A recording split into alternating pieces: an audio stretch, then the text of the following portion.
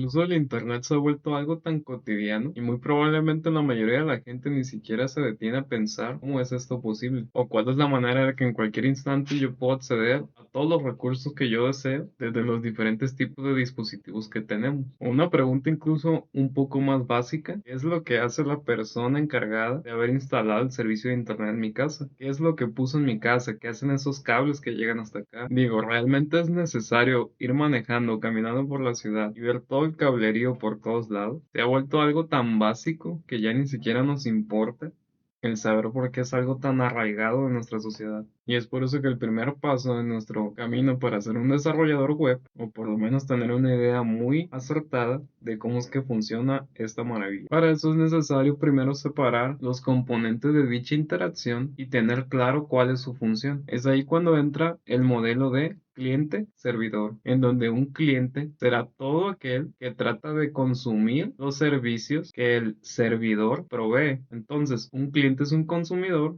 y un servidor es un proveedor. Muy probablemente has escuchado que el Internet no es más que una red interminable de diferentes computadoras conectadas. Un servidor también es una computadora, pero este modelo no necesariamente requiere más de una computadora. Y de hecho su clasificación se va a basar en la cantidad de capas en que dicho modelo es separado, teniendo en cuenta que toda aplicación de este modelo va a contar con las tres partes básicas que serían la interfaz para el usuario, es decir, todo con lo que uno interactúa cada vez que entra a cualquier página web, la lógica de negocio, la encargada de que dicha aplicación web o página web funcione, y la parte de acceso a datos, por lo general sería una base de datos. En el modelo más sencillo de una capa del modelo de cliente-servidor, estas tres partes de la aplicación van a estar todas incluidas en el mismo ordenador con el cual el usuario va a interactuar directamente. Un ejemplo muy común de esto sería cualquier punto de venta de cualquier negocio, en donde este puede funcionar sin la necesidad de estar conectado a internet. Pues todo lo que necesita ya se encuentra aquí mismo en el ordenador. Si bien esto puede ser suficiente para algunos negocios, como por ejemplo alguna tienda de ropa, algún consultorio para algún profesionista como un dentista, el hecho de que todos los componentes de la aplicación se encuentren dentro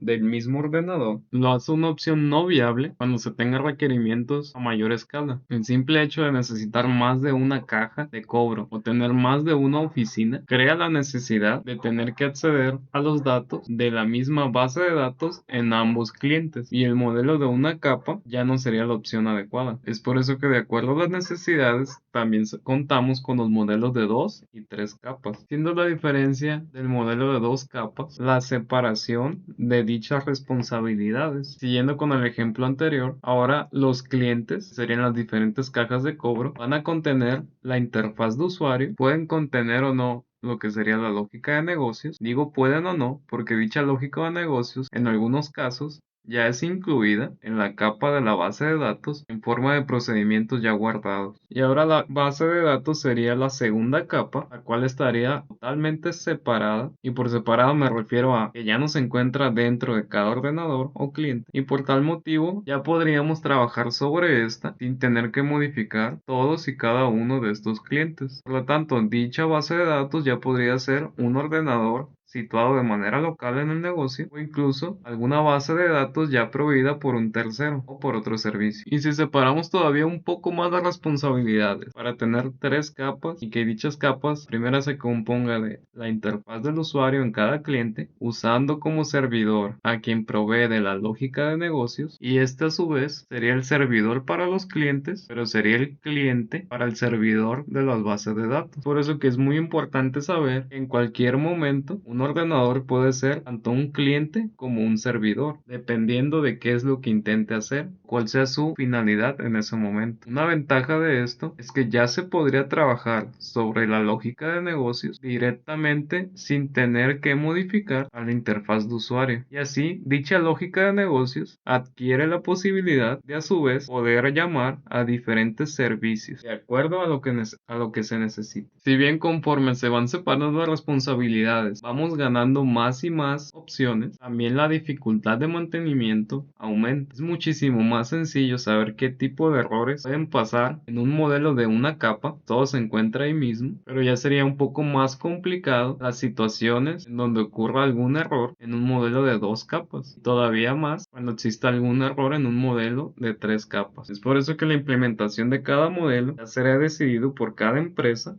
de acuerdo a sus necesidades. Y para dar un ejemplo de cada uno, ya se comentó que el modelo de dos capas es excelente para negocios o empresas en donde se van a tener múltiples clientes, pero todos se encuentran en una ubicación geográfica cercana. Es decir, bien puede ser un supermercado, algunas oficinas con múltiples computadoras. Y en el modelo de tres capas ya serían requerimientos donde muy probablemente tus servidores ya necesiten estar o ser proveídos por medio del internet. Esto te da la posibilidad de tener sucursales en donde la distancia no importe tanto, que sea algún negocio nacional esparcido por diferentes ciudades o incluso una empresa internacional. Y es por eso que en la actualidad las soluciones de nube han ganado muchísima más popularidad, ya que la mayoría te ofrecen soluciones en donde no te vas a tener que estar preocupando por la configuración o mantenimiento de dichos servidores. Simplemente sería configurarlo de acuerdo a tus necesidades y por lo general solamente pagas por lo que utilizas. Teniendo eso claro, podemos pasar a una herramienta que nos facilita la interacción con los diversos servidores de todo el mundo, y eso sería tu navegador web preferido. En este caso, cada vez que tú intentas acceder a alguna página web, lo que estás haciendo es haciendo una petición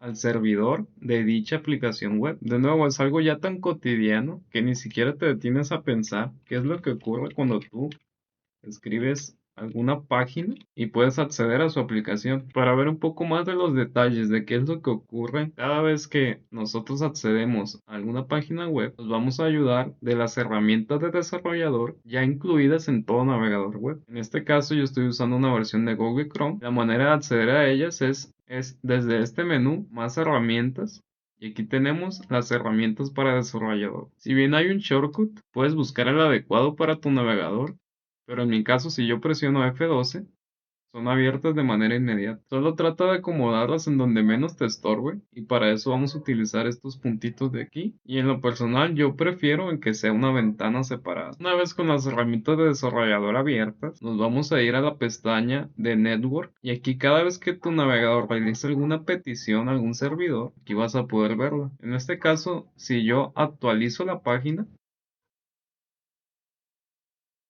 vemos que al momento de actualizar es necesario hacer múltiples llamadas para poder llegar al resultado final, que sería la página web tal y como la vemos. Pero la que nos importa en este momento es esta de aquí. Es exactamente la dirección web a la que accedimos. Si la abrimos,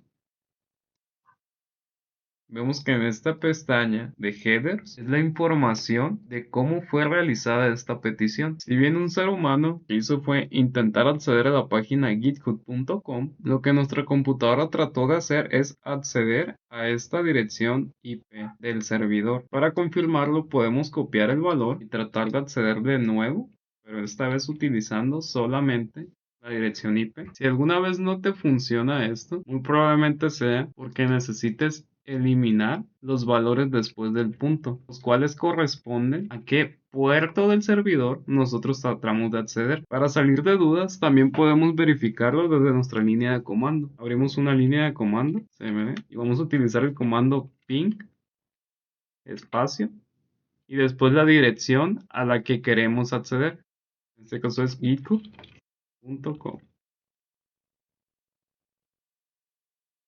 Para nosotros tratamos de acceder a github.com, pero para una computadora lo que se está haciendo es tratando de acceder a esta dirección IP. Entonces vamos a copiarla, que es exactamente la que tenemos aquí, sin el valor después de los dos puntos, y damos enter. A fin de cuentas, lo único que hicimos es ahorrarle el trabajo a la computadora de tratar de descifrar a qué dirección IP corresponde este nombre de dominio, que sería github.com. Después de esta pequeña demostración, entramos al concepto de Domain Name System, o por sus siglas DNS. El DNS lo puedes considerar como el directorio de Internet. Y la manera en que esto funciona es la siguiente. Cada vez que un usuario o un cliente trata de acceder a un dominio específico, tu navegador primero tiene que traducir a qué IP es la que quieres acceder. Para eso, distintos componentes de un DNS van a interactuar entre sí para poder proveerte con la dirección IP correcta y que entonces tú ya puedas acceder directamente a dicho servidor. La demostración que acabamos de hacer, al momento de yo colocar directamente la dirección de IP,